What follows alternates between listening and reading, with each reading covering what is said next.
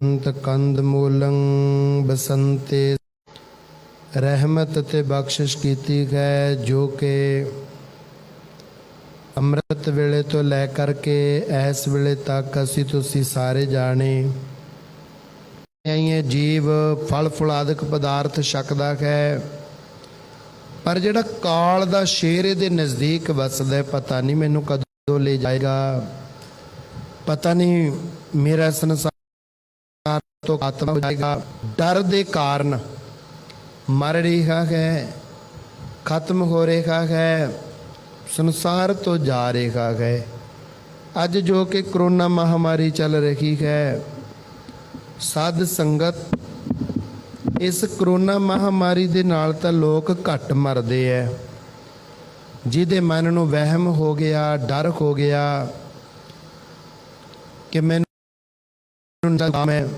मैनू खंसी है, मैनू सिर दर्द है, मेरी छाती जकड़ी गई, ਜਿਹੜੇ ਇਸ ਤਰ੍ਹਾਂ ਦਾ ਸੰਕਲਪ ਸੋਚ ਲੈਂਦੇ ਹਨ ਉਹ ਆਪਣੇ ਆਪ ਮੌਤ ਵਾਲੇ ਪਾਸੇ ਚੱਲ ਪੈਂਦੇ ਹਨ।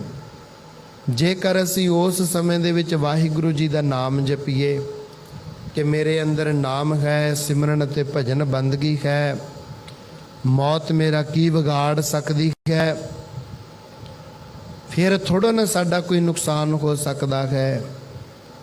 एक बार एक नगर दे बाहर एक महापुरुष तपस्या कर रहे सन, भगती दे विच लीन बैठे ने, बंदगी दे विच लीन बैठे हन। काल दा रूप जदों महापुरुषां दे कोल दी लंघिया, महापुरुष अंतर ध्यान बैठे दिव्य दृष्टि दे नाल उस नूं देख रहे हन। बड़े प्रेम दे नाल पुछया, ऐ सजना तू कौन है? सानू तां जिहड़े साडे वर्गे ह्यूमन बीइंग ने वो नहीं दिखदे, महापुरखां नूं तां वो भी दिख जांदे हन जिहड़े शरीर तो बिना हन, जो सूक्ष्म रूप धारण करी फिरदे हन, जिन्हां नूं ऑटोस्कोप लगा करके देखिया जांदा है। महापुरखां दी ऑटोस्कोप उन्हां दी भगती, उन्हां दी शक्ति, उन्हां दी बंदगी है। महापुरख उन्हां अवस्थावां नूं देख लैंदे, उन्हां जीवां नूं देख लैंदे हन जिन्हां दे पास शरीर भी नहीं हैगा। महापुरख दिव्य दृष्टि दे नाल वेखदे है। कहंदे भाई तू साडे इलाके दा नहीं लगदा, तू किते दूर दा लगदा है, कौन है तू? इधर किधर नूं जा रहा है? काल जिसनूं इंग्लिश वाला डेथ एंजल्स, डेथ मैसेंजर्स कहंदा है। साध संगत वो दसदा है, महापुरुषो मैं काल हाँ, मैं इस नगर दे विच जा रहा हाँ। महापुरुष पुछदे ने, फोन ना सुनो कट्टिया जाना, कहते गल सुन तू काल इत्थे की करदा फिरदा है, की करन वास्ते इस पासे आ गया है तू? बड़े प्रेम नाल दसदा, मेरी भी ड्यूटी है महापुरखो, जिवें तुहाडी ड्यूटी दुनिया नूं तारन दी है, दुनिया दा भला करन दी है, मेरी ड्यूटी जिन्हां दी उम्र आरवला मुक जांदी उन्हां नूं वाहिगुरू जी दे अगे पेश करन दी ड्यूटी है। कहन लगे तू किन्ने कु नूं लैके जाएगा? कहंदा मेरी ड्यूटी 300 नूं लैके जाण दी है, इस पिंड दे विचों 300 लैके जाऊँगा मैं। महापुरुष कहंदे बहुत ज़्यादा ने, घट नहीं हो सकदे। वो काल कहन लग्या, महाराज घट तां नहीं हो सकदे, तुसीं नाम दी शक्ति, भजन दी शक्ति दो, विल पावर उन्हां नूं दो, उहदे नाल कंट्रोल हो सकदा है।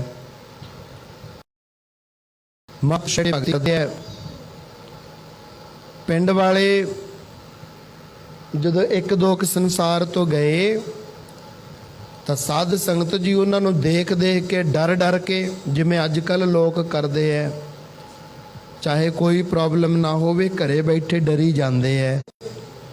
ਕਾਲ ਨੂੰ ਬੁਲਾ ਲਿਆ।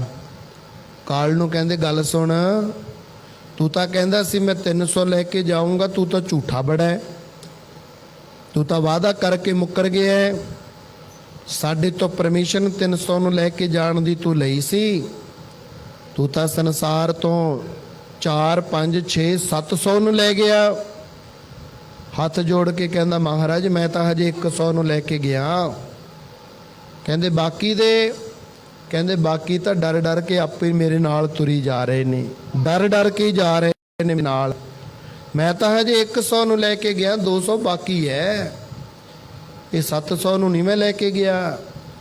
ਕਹਿਣ ਤੋਂ ਭਾਵ ਕਿ ਉਹ ਬੰਦਾ ਇਸ ਸਮੇਂ ਦੇ ਵਿੱਚ ਬਹੁਤਾ ਡਰਦਾ ਹੈ ਜਿਹੜਾ ਬੰਦਗੀ ਨਹੀਂ ਕਰਦਾ। ਦ੍ਰਿਸ਼ਟੀ ਮਾਰ ਕੇ ਦੇਖੋ, ਕੋਈ ਬੰਦਗੀ ਵਾਲਾ ਗਿਆ ਇਸ ਪ੍ਰੋਬਲਮ ਦੇ ਨਾਲ, ਕੋਈ ਬੰਦਗੀ ਵਾਲਾ ਗਿਆ। ਜਿੰਨੇ ਜਾ ਰਹੇ ਹਨ, ਕਿਸੇ ਨੂੰ ਕੋਈ ਰੱਬ ਦੇ ਪਿਆਰਿਆਂ ਨੂੰ ਗਾਲਾਂ ਕੱਢਣ ਵਾਲਾ, ਕੋਈ ਗਰੀਬਾਂ ਨੂੰ ਗਾਲਾਂ ਕੱਢਣ ਵਾਲਾ, ਕੋਈ ਕੌਮੇ ਹੰਕਾਰ ਵਾਲਾ, ਕੋਈ ਕ੍ਰੋਧੀ ਬੰਦਾ, ਇਹੋ ਜਿਹੇ ਜਾ ਰਹੇ ਹਨ। ਧਰਤੀ ਤੇ ਭਾਰ ਬਹੁਤ ਹੈ, ਭਗਵਾਨ ਧਰਤੀ ਦਾ ਭਾਰ ਹਲਕਾ ਕਰੇਗਾ ਹੈ। ਇਵੇਂ ਕਿਵੇਂ ਇੱਕ ਪ੍ਰਮਾਣ ਵੀ ਦਿੱਤਾ ਜਾ ਰਿਹਾ ਹੈ, ਜਿਨ੍ਹਾਂ ਨੂੰ ਕੇਵਲ ਮੌਤ ਦਾ ਡਰ ਹੈ, ਬੰਦਗੀ ਨਾਲ ਪਿਆਰ ਨਹੀਂ ਹੈ। ਇੱਕ ਵਾਰ ਅਕਬਰ ਬਾਦਸ਼ਾਹ ਦੇ ਵਜ਼ੀਰਾਂ ਨੇ ਬੀਰਬਲ ਦੇ ਨਾਲ ਈਰਖਾ ਕਰਕੇ ਅਕਬਰ ਬਾਦਸ਼ਾਹ ਨੂੰ ਬੀਰਬਲ ਦੇ ਵਿਰੁੱਧ ਭੜਕਾਤਾ, ਜਿਹਦੇ ਕਾਰਨ ਅਕਬਰ ਨੇ ਬੀਰਬਲ ਨੂੰ ਦੇਸ਼ ਨਿਕਾਲਾ ਦੇ ਦਿੱਤਾ, ਆਪਣੇ ਦੇਸ਼ ਵਿੱਚੋਂ ਬਾਹਰ ਕੱਢ ਦਿੱਤਾ। ਦਾ ਪਤਾ ਲੱਗਿਆ ਤਾਂ ਉਹਨੇ ਸੋਚਿਆ ਕਿ ਜ਼ਰੂਰ ਬਾਦਸ਼ਾਹ ਨੂੰ ਮੇਰੇ ਬਾਰੇ ਕਿਸੇ ਨੇ ਭੜਕਾਇਆ ਹੋਊਗਾ। ਜੇਕਰ ਮੈਂ ਇੱਥੋਂ ਚਲਿਆ ਗਿਆ ਤਾਂ ਦੁਸ਼ਟ ਲੋਕ ਜ਼ਰੂਰ ਅਕਬਰ ਬਾਦਸ਼ਾਹ ਦਾ ਨੁਕਸਾਨ ਕਰ ਸਕਦੇ ਹਨ। ਜਿਹੜਾ ਅਸਲੀ ਮਿੱਤਰ ਹੁੰਦਾ ਹੈ, ਦੂਰ ਰਹਿ ਕੇ ਵੀ ਆਪਣੇ ਮਿੱਤਰ ਦਾ ਸਾਥ ਨਿਭਾਉਂਦਾ ਹੁੰਦਾ ਹੈ। ਜਿਹੜਾ ਮਿੱਤਰ ਨਹੀਂ, ਨਫ਼ਰਤ ਕਰਦਾ ਹੈ, ਈਰਖਾ ਕਰਦਾ ਹੈ, ਉਹ ਨਾਲ ਰਹਿ ਕੇ ਵੀ ਜੜ੍ਹਾਂ ਵੱਢ ਸਕਦਾ ਹੈ। ਸਾਧ ਸੰਗਤ, ਜਦੋਂ ਬੀਰਬਲ ਦਾ ਅਕਬਰ ਦੇ ਨਾਲ ਇਤਨਾ ਜ਼ਿਆਦਾ ਪਿਆਰ ਸੀ, ਸਭਾ ਵਿੱਚ ਨਾ ਪਹੁੰਚਿਆ, ਬਸ ਸੰਦੇਸ਼ ਪਹੁੰਚਦਾ ਕਰ ਦਿੱਤਾ ਕਿ ਮੈਂ ਆਪੇ ਦੇਸ਼ ਛੱਡ ਕੇ ਜਾ ਰਿਹਾ ਹਾਂ। ਕਿਸੇ ਦੇ ਘਰੇ ਲੁਕ ਗਿਆ ਰੇਖਾ ਉੱਥੇ ਹੀ ਕਿ ਮੇਰੇ ਮਿੱਤਰ, ਮੇਰੇ ਮਾਲਕ, ਮੇਰੇ ਬਾਦਸ਼ਾਹ ਦਾ ਕੋਈ ਨੁਕਸਾਨ ਨਾ ਕਰ ਦੇਵੇ।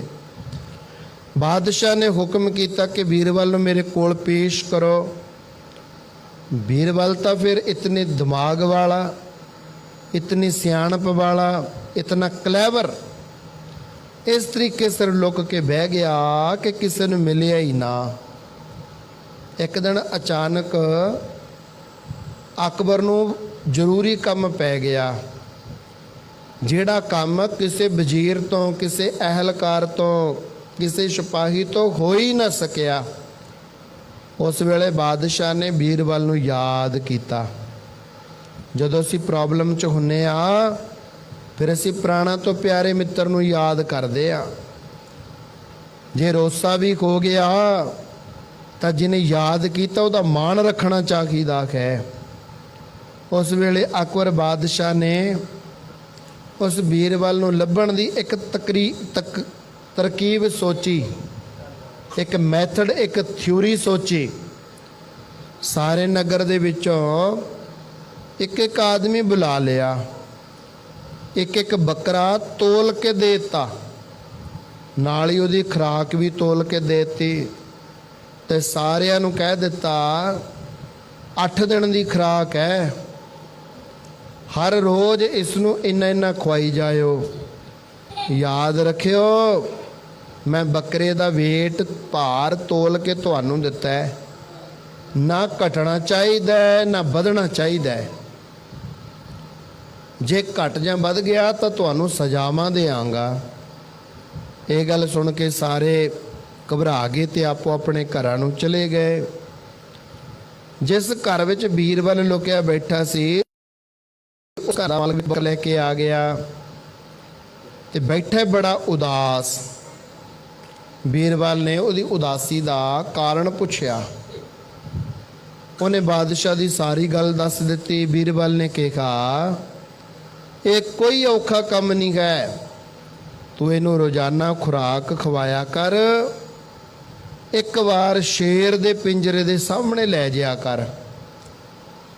ਇਸਨੇ ਸਹਿਮ ਦੇ ਨਾਲ ਹੀ ਵਜਨ ਘਟਾ ਲਿਆ ਕਰਨਾ ਹੈ ਆਪ ਦਾ। ਉਹਦਾ ਡਰ ਦੇਖੇਗਾ, ਸ਼ੇਰ ਨੂੰ ਦੇਖੇਗਾ, ਡਰ ਜਾਏਗਾ ਤੇ ਭਾਰ ਘਟ ਜਾਏਗਾ। ਉਹਨੇ ਐਸਾ ਹੀ ਕੀਤਾ। 8 ਦਿਨਾਂ ਬਾਅਦ ਅਕਬਰ ਬਾਦਸ਼ਾਹ ਦੇ ਪਾਸ ਪਹੁੰਚ ਗਿਆ। ਸਾਰਿਆਂ ਦੇ ਬੱਕਰੇ ਤੋਲੇ ਗਏ, ਕਿਸੇ ਦਾ ਵੱਧ ਨਿਕਲਿਆ ਭਾਰ, ਕਿਸੇ ਦਾ ਘੱਟ।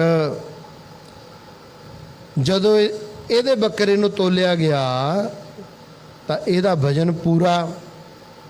ਤਾਂ ਸਾਧ ਸੰਗਤ ਉਸ ਵੇਲੇ ਬਾਦਸ਼ਾਹ ਨੇ ਇਹਨੂੰ ਪੁੱਛਿਆ ਕਿ ਇਹਨੂੰ ਕਿਹੜੀ ਖੁਰਾਕ ਖਵਾਈ ਹੈ ਜਿਹਦੇ ਨਾਲ ਇਹਦਾ ਨਾ ਭਾਰ ਵਧਿਆ ਨਾ ਭਾਰ ਘਟਿਆ, ਜਾਂ ਫਿਰ ਤੂੰ ਕੋਈ ਚਲਾਕੀ ਕਰਦਾ ਹੈ। ਉਹਨੇ ਕਿਹਾ ਮਹਾਰਾਜ ਮੈਂ ਇਹਨੂੰ ਸਾਰੀ ਖੁਰਾਕ ਤੁਹਾਡੇ ਵਾਲੀ ਖਵਾਤੀ, ਪਰ ਮੈਂ ਇਹਨੂੰ ਖੁਰਾਕ ਖਵਾ ਕੇ ਸ਼ੇਰ ਦੇ ਪਿੰਜਰੇ ਕੋਲ ਲੈ ਜਾਂਦਾ ਹੁੰਦਾ ਸੀ। ਬਾਦਸ਼ਾਹ ਨੇ ਕਿਹਾ ਕਿ ਤੈਨੂੰ ਇਹ ਸਲਾਹ ਦਿੱਤੀ ਕਿਹਨੇ? ਕੀ ਤੈਨੂੰ ਇਹ ਸਲਾਹ ਬੀਰਬਲ ਨੇ ਦਿੱਤੀ ਹੈ? ਦੱਸ ਬੀਰਬਲ ਤੇਰੇ ਘਰ ਦੇ ਵਿੱਚ ਹੀ ਹੈ? ਤਾਂ ਉਹਨੇ ਕਿਹਾ ਹਾਂ ਜੀ ਮਹਾਰਾਜ, ਮੇਰੇ ਘਰ ਦੇ ਵਿੱਚ ਹੀ ਬੀਰਬਲ ਰਹਿੰਦਾ ਹੈ। ਤਾਂ ਬਾਦਸ਼ਾਹ ਨੇ ਸਿਪਾਹੀ ਭੇਜ ਕੇ ਬੀਰਬਲ ਨੂੰ ਆਪਣੇ ਪਾਸ ਬੁਲਾਇਆ ਤੇ ਉਹਨੂੰ ਉਹਦੀ ਪਦਵੀ ਤੇ ਬਰਕਰਾਰ ਕਰ ਦਿੱਤਾ। ਇਹ ਸਾਖੀ ਅਸੀਂ ਤੁਹਾਨੂੰ ਇਸ ਕਰਕੇ ਸੁਣਾਈ ਹੈ ਕਿ ਬੱਕਰੀ ਖੁਰਾਕ ਖਾਂਦੀ ਕੋਈ ਵੀ ਪ੍ਰਫੁੱਲਤ ਨਹੀਂ ਸੀ ਹੋ ਰਹੀ। ਜੇਕਰ ਖੁਰਾਕ ਖਵਾ ਕੇ ਸ਼ੇਰ ਦੇ ਅੱਗੋਂ ਦੀ ਲੰਘਾਇਆ ਜਾਵੇ ਤਾਂ ਫਿਰ ਸਾਧ ਸੰਗਤ ਉਸ ਨੂੰ ਖੁਰਾਕ ਲੱਗਿਆ ਹੀ ਨਹੀਂ ਕਰਦੀ। ਸੋ ਅਸੀਂ ਕਹਿ ਰਹੇ ਸਾਂ ਕੰਦ ਅਜਾ ਪੁਗੰਤ ਕੰਦ ਮੂਲੰ ਬਸੰਤੇ ਸਮੀਪ ਕਹਿ ਰਖੈ।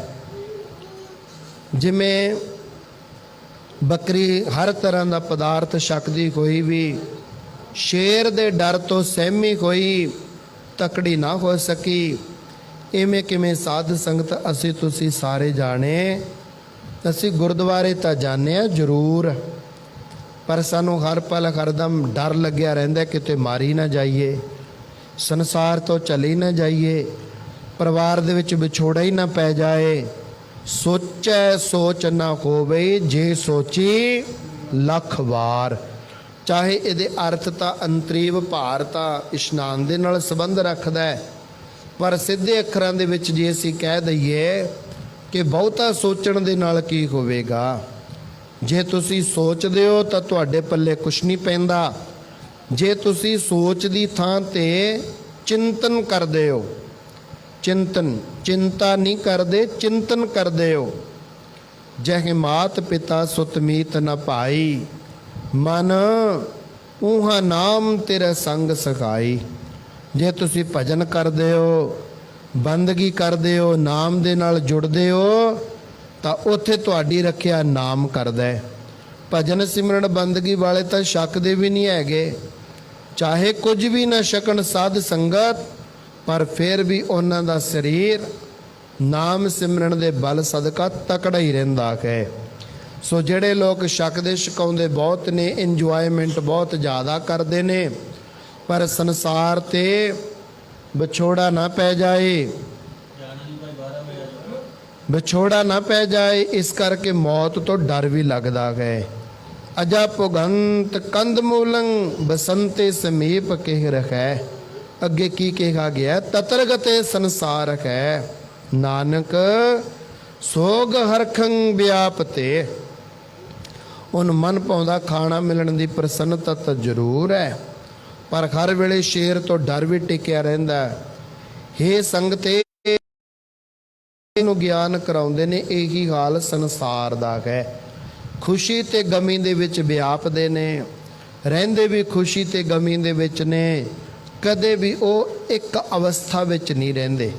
ਜਿਹਦੇ ਵਾਸਤੇ ਭਗਤ ਕਬੀਰ ਜੀ ਕਹਿੰਦੇ ਭਾਗਵਤ ਪੀਰ ਸਖਤ ਸਿਮਰਨ ਕੀ ਕੱਟੀ ਕਾਲ ਪੈ ਫਾਸੀ, ਦਾਸ ਕਬੀਰ ਚੜਿਓ ਗੜ ਉਪਰ ਰਾਜ ਲਿਓ ਅਬਿਨਾਸੀ। ਜਾਓ ਭਾਵਾਂ ਦੀ ਕਿੰਨਾ ਹੀ ਕਸ਼ਟ ਆ ਜਾਵੇ, ਵਿਘਨ ਆ ਜਾਣ, ਨਾਮ ਵਾਲਾ ਪਾਸਾ ਨਾ ਛੱਡੋ। ਜਿੰਨਾ ਮਰਜੀ ਦੁੱਖ ਕਸ਼ਟ ਕਲੇਸ਼ ਆ ਜਾਏ, ਕੇਵਲ ਨਾਮ ਤੁਹਾਡੀ ਸਹਾਇਤਾ ਕਰੇਗਾ। 42ਵਾਂ ਸ਼ਲੋਕ ਹੈ, ਛਲੰ ਛਿਦਰੰ ਕੋਟ ਵਿਘਨੰ ਅਪਰਾਧੰ ਕਿਲ ਵਿਖਮਲੰ। ਦੂਜਿਆਂ ਨੂੰ ਧੋਖਾ ਦੇਣਾ, ਕਿਸੇ ਦੇ ਐਬ ਫਰੋਲਣੇ, ਹੋਰਨਾਂ ਦੇ ਰਸਤੇ ਦੇ ਵਿੱਚ ਰੋੜਾ ਅਟਕਾ ਦੇਣਾ, ਬਣਦਾ ਕੰਮ ਵਿਗਾੜ ਦੇਣਾ, ਇਹ ਔਗਣ ਨਾਮ ਤੋਂ ਟੁੱਟਿਆਂ ਦੇ ਹਨ। ਲੋਕਾਂ ਦੇ ਕਾਰਜ ਵਿਗਾੜ ਦੇਣੇ, ਨਿੰਦਿਆ ਹੀ ਕਰਦੇ ਰਹਿਣਾ, ਚੁਗਲੀਆਂ ਹੀ ਕਰਦੇ ਰਹਿਣਾ, ਇੱਥੇ ਹੀ ਬਸ ਨਹੀਂ। ਭਰਮ ਮੋਹੰ ਮਾਨ ਅਪਮਾਨੰ ਮਦੰ ਮਾਇਆ ਵਿਆਪਤੰ। ਇਹਨਾਂ ਤਰੀਕਿਆਂ ਦੇ ਨਾਲ ਕਹਿੰਦੇ ਭਟਕਣਾ, ਮੋਹ, ਆਦਰ ਨਿਰਾਦਰ, ਹੰਕਾਰ, ਜਿਨ੍ਹਾਂ ਲੋਕਾਂ ਨੂੰ ਇਹਨਾਂ ਤਰੀਕਿਆਂ ਦੇ ਨਾਲ ਮਾਇਆ ਆਪਣੇ ਦਬਾਅ ਦੇ ਹੇਠ, ਪ੍ਰਭਾਵ ਦੇ ਹੇਠ ਰੱਖਦੀ ਹੈ, ਉਹਨਾਂ ਦਾ ਕੀ ਹਾਲ ਹੈ? ਮ੍ਰਿਤਿਉ ਜਨਮ ਪ੍ਰਮੰਤ ਨਰਕ ਹੈ, ਅਨਕ ਉਪਾਵੰ ਨ ਸਿੱਧਿਅਤੇ। ਉਹ ਜਨਮ ਮਰਨ ਦੇ ਵਿੱਚ ਭਟਕਦੇ ਰਹਿੰਦੇ ਹਨ, ਨਰਕ ਭੋਗਦੇ ਹੈ। ਅਨੇਕਾਂ ਉਪਾਵ ਕਰਨ ਦੇ ਨਾਲ ਵੀ ਉਹਨਾਂ ਦੇ ਦੁੱਖ ਕੱਟੇ ਨਹੀਂ ਜਾ ਸਕਦੇ।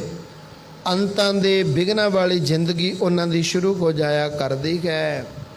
ਇਤਨੇ ਜ਼ਿਆਦਾ ਪਾਪ ਕਰਮ ਨਿਰਮਲੰ ਸਾਧ ਸੰਗੁ ਹੈ, ਜਪੰਤ ਨਾਨਕ ਗੋਪਾਲ ਨਾਮੰ। ਸੱਚੇ ਪਾਤਸ਼ਾਹ ਕਹਿੰਦੇ, ਜਿਹੜਾ ਮਨੁੱਖ ਸਾਧੂਆਂ ਦੀ ਸੰਗਤ ਕਰਦਾ ਹੈ, ਰੱਬ ਦੇ ਪਿਆਰਿਆਂ ਦੀ ਸੰਗਤ ਦੇ ਵਿੱਚ ਆਪਣਾ ਜੀਵਨ ਬਤੀਤ ਕਰਦਾ ਹੈ, ਵਾਹਿਗੁਰੂ ਜੀ ਦਾ ਨਾਮ ਜਪਦਾ ਹੈ, ਰਮੰਤ ਗੁਣ ਗੋਬਿੰਦ ਨਿਤ ਪ੍ਰਤਕ ਹੈ, ਸਦਾ ਵਾਹਿਗੁਰੂ ਜੀ ਦੇ ਗੁਣ ਗਾਉਂਦਾ, ਭਗਤੀ ਕਰਦਾ, ਨਾਮ ਜਪਦਾ ਹੈ, ਪਰਮੇਸ਼ਰ ਦੀ ਸਿਫਤ ਸਲਾਹ ਕਰਦਾ ਹੈ, ਉਹ ਇਹਨਾਂ ਪਾਪ ਕਰਮਾਂ ਤੋਂ ਬਚ ਜਾਇਆ ਕਰਦਾ ਹੈ, ਇਸ ਵਿਸ਼ੇ ਰਸ ਤੋਂ ਬਚ ਜਾਇਆ ਕਰਦਾ ਹੈ। ਕਿਉਂਕਿ ਸਾਧ ਸੰਗਤ ਛਲੰ ਛਿਦਰੰ ਕੋਟ ਵਿਘਨੰ, ਕਿਸੇ ਨੂੰ ਧੋਖਾ ਦੇਣਾ ਸਭ ਤੋਂ ਵੱਡਾ ਪਾਪ ਹੈ।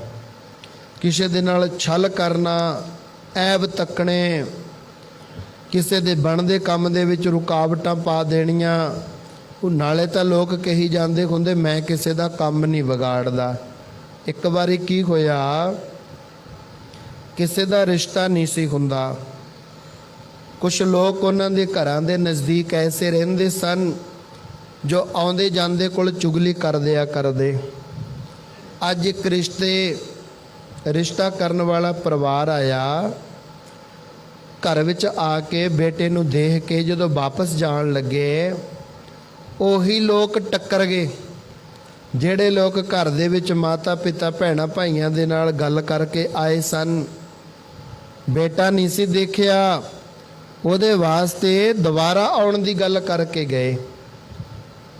ਅਸੀਂ ਦੱਸ ਰਹੇ ਹਾਂ ਕਿ ਕਿਸੇ ਦਾ ਬਣਦਾ ਕੰਮ ਵਿਗਾੜਨਾ ਇਹ ਸਭ ਤੋਂ ਵੱਡਾ ਪਾਪ ਹੈ। ਇਹਦੇ ਜਿੱਡਾ ਵੱਡਾ ਪਾਪ ਹੋਰ ਦੁਨੀਆ ਤੇ ਮੰਨਿਆ ਨਹੀਂ ਗਿਆ ਕੋਈ।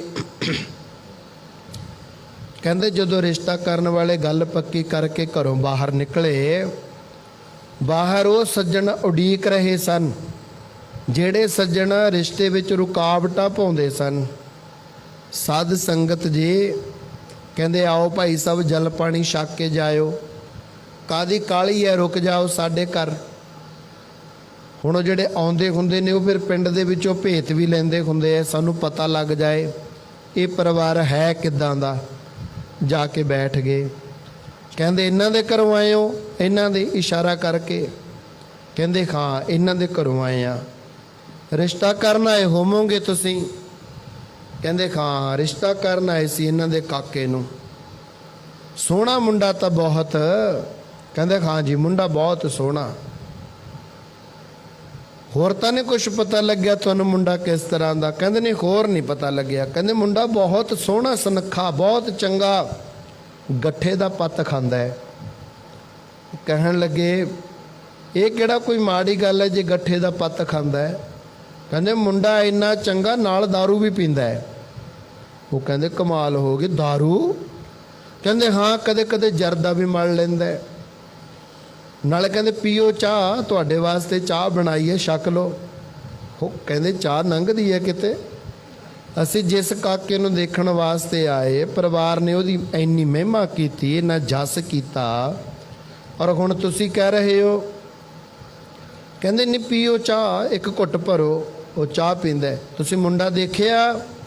ਕਹਿੰਦੇ ਨਹੀਂ ਮੁੰਡਾ ਨਹੀਂ ਦੇਖਿਆ, ਪਰਿਵਾਰ ਨੂੰ ਮਿਲ ਕੇ ਆਏ ਆ। ਬਹੁਤ ਸੋਹਣਾ, ਰੰਗ ਦਾ ਹੀ ਪੱਕਾ ਬਸ। ਕਹਿੰਦੇ ਕਾਲਾ? ਕਹਿੰਦੇ ਹਾਂ, ਬਸ ਇੱਕ ਅੱਖ ਤੋਂ ਟੀਰ ਜਿਹਾ ਕੱਢਦਾ। ਅੱਛਾ, ਇੰਨੇ ਔਗਣ?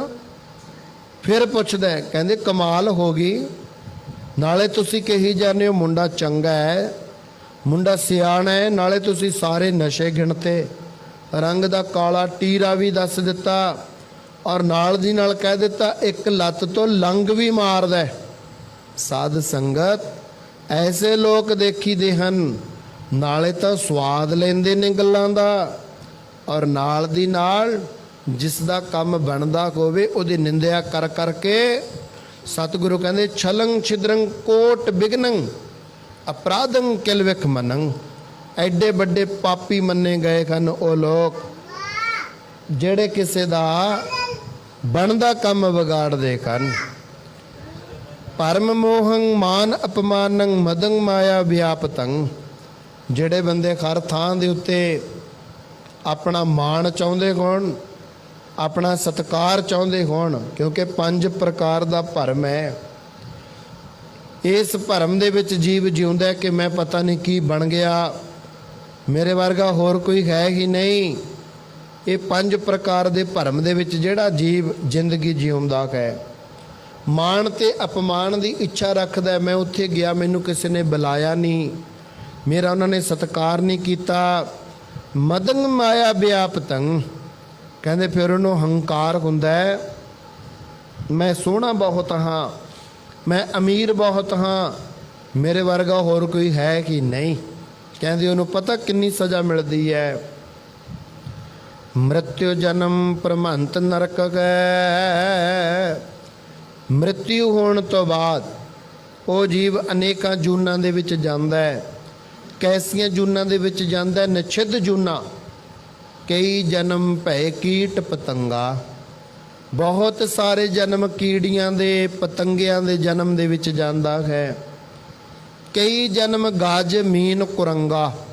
ਬਹੁਤ ਸਾਰੇ ਜਨਮ, ਗਜ ਮੈਨੇ ਹਾਥੀ, ਮੀਨ मैंने मच्छी, कुरंगा मैंने हिरन। कई जन्म गज मीन कुरंगा। कई जन्म पंखी सर्प होयो। बहुत सारे जन्म ਉਹਨੂੰ ਪੰਛੀਆਂ ਦੇ, ਬਹੁਤ ਸਾਰੇ ਜਨਮ ਉਹਦੇ ਸੱਪਾਂ ਦੇ। ਇਹ ਨਹੀਂ ਕਿ ਜੇ 1 ਜੂਨ ਉਹਨੂੰ ਸੱਪ ਦੀ ਮਿਲ ਗਈ, ਜੂਨ ਕੱਟੀ ਗਈ, ਨਹੀਂ। ਇੱਕ ਵਾਰੀ ਕਾਲਾ ਨਾਗ, ਇੱਕ ਵਾਰੀ ਚਿੱਟਾ, ਇੱਕ ਵਾਰੀ ਮਿੱਟੀ ਖਾਣ ਵਾਲਾ। ਕਿਤਨੀਆਂ ਨਸਲਾਂ ਨੇ, ਉਹ ਸਾਰੀਆਂ ਨਸਲਾਂ ਦੇ ਵਿੱਚ ਦੀ ਗੁਜ਼ਰਨਾ ਪੈਂਦਾ ਹੈ। ਇਹ ਨਹੀਂ ਕਿ ਜੇ ਇੱਕ ਵਾਰੀ ਇਸ ਜੂਨ ਵਿੱਚ ਚਲੇ ਗਏ, ਮੁੜ ਕੇ ਇਹ ਜੂਨ ਪ੍ਰਾਪਤ ਨਹੀਂ ਹੋਣੀ। ਇਸ ਕਰਕੇ ਮਹਾਰਾਜ ਜੀ ਨੇ ਕਹਿ ਦਿੱਤਾ, ਭਰਮ ਮੋਹੰ ਮਾਨ ਅਪਮਾਨੰ ਮਦਮ ਮਾਇਆ ਵਿਆਪਤੰ ਮ੍ਰਿਤਿਉ ਜਨਮ ਪ੍ਰਮੰਤ ਨਰਕ ਹੈ। ਮਰਨ ਤੋਂ ਬਾਅਦ ਅਨੇਕਾਂ ਜੂਨਾਂ 'ਚ ਭਟਕਦਾ ਫਿਰਦਾ ਹੈ, ਆਖਰਕਾਰ ਨਰਕ ਦਾ ਭਾਗੀਦਾਰ ਹੁੰਦਾ ਹੈ। ਅਨਕ ਉਪਾਵੰ ਨ ਸਿੱਧੇ ਅਤੇ। ਜਿਹੜਾ ਕਿਸੇ ਦੇ ਕੰਮ ਵਿਗਾੜਦਾ ਹੈ, ਕਿਸੇ ਦੀ ਨਿੰਦਿਆ ਚੁਗਲੀ ਕਰਦਾ ਹੈ, ਕਿਸੇ ਦਾ ਵਿਰੋਧ ਕਰਦਾ ਹੈ, ਕਿਸੇ ਦੇ ਬੱਚਿਆਂ ਨੂੰ ਵਿਗਾੜਦਾ, ਨਸ਼ਿਆਂ ਤੇ ਲਗਾਉਂਦਾ ਹੈ, ਇਹੋ ਜਿਹੇ ਪਾਪ ਕਰਮ ਕਰਨ ਵਾਲੇ ਦੇ ਅਨਕ ਉਪਾਵ ਨਾ ਸਿੱਧੇ ਅਤੇ। ਜਿੰਨੇ ਮਰਜ਼ੀ ਕਾਰਜ ਕਰ ਲਵੇ, ਉਹਦੇ ਕੰਮ ਕਦੇ ਸਿੱਧੇ ਪੈ ਹੀ ਨਹੀਂ ਸਕਦੇ। ਕਦੋਂ ਜਾ ਕੇ ਭਲਾ ਹੋਵੇਗਾ, ਕਦੋਂ ਜਾ ਕੇ ਕਿਰਪਾ ਹੋਵੇਗੀ। ਨਿਰਮਲੰ ਸਾਧ ਸੰਗ ਹੈ, ਜਪੰਤ ਨਾਮ ਗੋਪਾਲ ਨਾਮੰ। ਜਪੰਤ ਨਾਨਕ ਗੋਪਾਲ ਨਾਮੰ। ਜੇਕਰ ਫੇਰ ਜਾ ਕੇ ਉਹ ਪੁਰਖਾਂ ਦੀ ਸੰਗਤ ਵਿੱਚ ਆ ਜਾਵੇਗਾ, ਭਗਤੀ ਭਾਵ ਵਾਲਿਆਂ ਦੀ ਸੰਗਤ ਵਿੱਚ ਆ ਜਾਵੇਗਾ, ਔਰ ਸੰਗਤ ਵਿੱਚ ਆ ਕੇ ਕੱਲਾ ਰਵੇਗਾ ਹੀ ਨਹੀਂ, ਭਗਤੀ ਕਰੇਗਾ, ਨਾਮ ਜਪੇਗਾ, ਬੰਦਗੀ ਕਰੇਗਾ, ਉਹਨਾਂ ਦੀ ਸੰਗਤ ਗ੍ਰਹਿਣ ਕਰ ਲਵੇਗਾ। ਸਤਿਗੁਰੂ ਫਰਮਾਨ ਕਰਦੇ ਨੇ, ਰਮੰਤ ਗੁਣ ਗੋਬਿੰਦ ਨਿਤ ਪ੍ਰਤੈ। ਆਗਿਆ ਮੰਨ ਕੇ ਮਹਾਂਪੁਰਖਾਂ ਦੀ ਆਗਿਆ ਵਿੱਚ ਚੱਲ ਕੇ ਨਿਤਾ ਪ੍ਰਤੀ ਨਾਮ ਜਪਦਾ। ਹਰ ਕਿਤੇ ਸੰਤਾਂ ਦੀ ਸੰਗਤ ਮਿਲ ਜਾਵੇ, ਮਹਾਂਪੁਰਸ਼ਾਂ ਦੀ ਸੰਗਤ ਮਿਲ ਜਾਵੇ, ਵੱਡੇ ਤੋਂ ਵੱਡੇ ਪਾਪਾਂ ਦਾ ਵੀ ਮਹਾਂਪੁਰਸ਼ ਨਾਸ਼ ਕਰ ਦਿਆ ਕਰਦੇ ਹਨ। ਅੱਜ ਗਣਕਾ ਜਿਸ ਨੇ ਅਨੇਕਾਂ ਵੱਡੇ ਪਾਪ ਕੀਤੇ ਹੋਏ ਹਨ, ਪਾਪ ਕਰਮਾਂ ਦੇ ਵਿੱਚ ਜੀਵਨ ਬਤੀਤ ਕਰ ਰਹੀ ਹੈ, ਪਤੀਵਰਤਾ ਇਸਤਰੀ ਦੇ ਧਰਮ ਤੋਂ ਡੋਲ ਚੁੱਕੀ ਹੈ, ਇਸ ਤਰ੍ਹਾਂ ਦਾ ਉਸ ਦਾ ਜੀਵਨ ਹੈ। ਅੱਜ ਜਦੋਂ ਉਸ ਦਾ ਪੂਰਬਲਾ ਚੰਗਾ ਭਾਗ ਜਾਗਿਆ, ਜਿਸ ਨੂੰ ਗੁਰਬਾਣੀ ਵਿੱਚ ਲਿਖਣਾ ਕੀਤਾ ਹੈ, ਪੂਰਬ ਕਰਮ ਅੰਕੁਰ ਜਬ ਪ੍ਰਗਟਿਓ, ਭੇਟਿਓ ਪੁਰਖ ਰਸਿਕ ਬੈਰਾਗੀ, ਮਿਟਿਓ ਅੰਧੇਰ ਮਿਲਤ ਕਰ ਨਾਨਕ, ਜਨਮ ਜਨਮ ਕੀ ਸੋਈ ਜਾਗੀ। ਜਦੋਂ ਐਸਾ ਕਰਮ ਪੈਦਾ ਹੋ ਗਿਆ ਸਾਧ ਸੰਗਤ, ਜਿਸ ਕਰਮ ਦੇ ਨਾਲ, ਜਿਸ ਭਗਤੀ ਦੇ ਨਾਲ ਸਾਨੂੰ ਰੱਬ ਦੇ ਪਿਆਰਿਆਂ ਦਾ ਮਿਲਾਪ ਹੁੰਦਾ ਹੈ, ਇਹ ਧਰਤੀ ਪੁਕਾਰਾਂ ਕਰਦੀ ਹੈ। ਅੱਜ ਭੋਲੇਨਾਥ ਭਗਵਾਨ ਸ਼ਿਵ ਜੀ ਤੁਰੇ ਜਾ ਰਹੇ ਨੇ, ਜਾਂਦੇ ਜਾਂਦੇ ਮੱਥਾ ਟੇਕੀ ਜਾਂਦੇ ਹੈ। ਪਾਰਵਤੀ ਪੁੱਛਦੀ ਹੈ, ਭੋਲੇਨਾਥ ਇੱਧਰ ਕੋਈ ਹੈ ਤਾਂ ਹੈ ਨਹੀਂ, ਕਿਹਨੂੰ ਮੱਥਾ ਟੇਕੀ ਜਾ ਰਹੇ ਹੋ? ਉਹ ਕਹਿਣ ਲੱਗੇ, ਪਾਰਵਤੀ ਆਉਣ ਵਾਲੇ ਸਮੇਂ ਦੇ ਵਿੱਚ, ਆਉਣ ਵਾਲੇ 100 ਸਾਲਾਂ ਨੂੰ ਇਸ ਥਾਂ ਦੇ ਉੱਪਰ ਇੱਕ ਮਹਾਂਪੁਰਸ਼ਾਂ ਨੇ ਆਉਣਾ, ਬੰਦਗੀ ਵਾਲੀ ਰੂਹ ਨੇ ਆਉਣਾ, ਭਗਤੀ ਵਾਲੀ ਰੂਹ ਨੇ ਆਉਣਾ, ਸੰਤਾਂ ਨੇ ਇਸ ਅਸਥਾਨ ਤੇ ਆਉਣਾ ਹੈ। ਅਸੀਂ ਉਹਨਾਂ ਮਹਾਂਪੁਰਸ਼ਾਂ ਨੂੰ ਨਮਸਕਾਰਾਂ ਕਰ ਰੱਖੇਗਾ, ਉਸ ਬੰਦਗੀ ਵਾਲਿਆਂ ਨੂੰ ਅਸੀਂ ਨਮਸਕਾਰਾਂ ਕਰ ਰੱਖੇਗਾ। ਸਾਧ ਸੰਗਤ ਹਜੇ 100 ਸਾਲ ਨੂੰ ਆਉਣਾ ਹੈ, ਨਮਸਕਾਰਾਂ ਅੱਜ ਹੀ। ਇੱਕ ਜਗ੍ਹਾ ਤੋਂ ਲੰਘੇ ਜਾਂਦੇ ਮੱਥਾ ਟੇਕ ਰਹੇ ਨੇ। ਪਾਰਵਤੀ ਕਹਿੰਦੀ, ਭੋਲੇਨਾਥ ਇੱਥੇ ਵੀ ਕੁਝ ਦਿਖਦਾ ਨਹੀਂ। ਕਹਿੰਦੇ, ਇੱਥੇ 100 ਸਾਲ ਪਹਿਲਾਂ ਮਹਾਂਪੁਰਸ਼ਾਂ ਨੇ ਭਗਤੀ ਕੀਤੀ, ਹੁਣ ਸਮਾਂ ਆ ਗਿਆ ਇਹ ਧਰਤੀ ਨੂੰ ਪ੍ਰਗਟ ਹੋਣ ਦਾ। ਹੁਣ ਇਸ ਜਗ੍ਹਾ ਦੇ ਉੱਤੇ ਪੂਜਾ ਹੋਵੇਗੀ, ਨਮਸਕਾਰਾਂ ਹੋਣਗੀਆਂ। ਮਤਲਬ ਕਹਿਣ ਦਾ ਇਹ ਹੈ ਕਿ ਧਰਤੀ ਪੁਕਾਰ ਕਰਦੀ ਹੈ ਕਿ ਮੇਰੇ ਤੇ ਮਹਾਂਪੁਰਸ਼ ਆ ਕੇ ਭਗਤੀ ਕਰਨ, ਨਾਮ ਜਪਣ। ਅਸੀਂ ਕਿੰਨੇ ਕਿੰਨੇ ਸਮਾਗਮ ਕਰ ਦਿੰਦੇ ਹਾਂ, ਅਸੀਂ ਸਭਨਾਂ ਨੂੰ ਬੁਲਾ ਲੈਂਦੇ ਹਾਂ, ਪਰ ਕਿਸੇ ਰੱਬ ਰੰਗੀ ਰੂਹ ਨੂੰ ਸਪੈਸ਼ਲੀ ਬੁਲਾਇਆ ਕਦੇ? ਮਹਾਂਪੁਰਸ਼ਾਂ ਨੂੰ ਬੇਨਤੀ ਕੀਤੀ, ਆਓ ਮਹਾਰਾਜ ਪਾ ਦਿਓ ਚਰਨ, ਕਰ ਦਿਓ ਗ੍ਰਹਿ ਪਵਿੱਤਰ। ਨਵਾਂ ਘਰ ਵੀ ਬਣਾ ਲਿਆ, ਸਾਧ ਸੰਗਤ ਬੱਚੇ ਵੀ ਵਿਆਹ ਲਏ, ਪੈਸਾ ਵੀ ਕਮਾ ਲਿਆ, ਪਰ ਮਹਾਂਪੁਰਸ਼ਾਂ ਨੂੰ ਘਰੇ ਬੁਲਾਉਣ ਬਾਰੇ ਕਦੇ ਸੋਚਿਆ ਹੀ ਨਾ। ਇਹ ਕੋਈ ਪੂਰਬਲਾ ਚੰਗਾ ਭਾਗ ਜਾਗਦਾ ਹੁੰਦਾ। ਬਾਣੀ ਕਹਿੰਦੀ, ਪੂਰਬ ਕਰਮ ਅੰਕੁਰ ਜਬ ਪ੍ਰਗਟਿਓ, ਭੇਟਿਓ ਪੁਰਖ ਰਸਿਕ ਵੈਰਾਗੀ, ਮਿਟਿਓ ਅੰਧੇਰ ਮਿਲਤ ਕਰ ਨਾਨਕ, ਜਨਮ ਜਨਮ ਕੀ ਸੋਈ ਜਾਗੀ।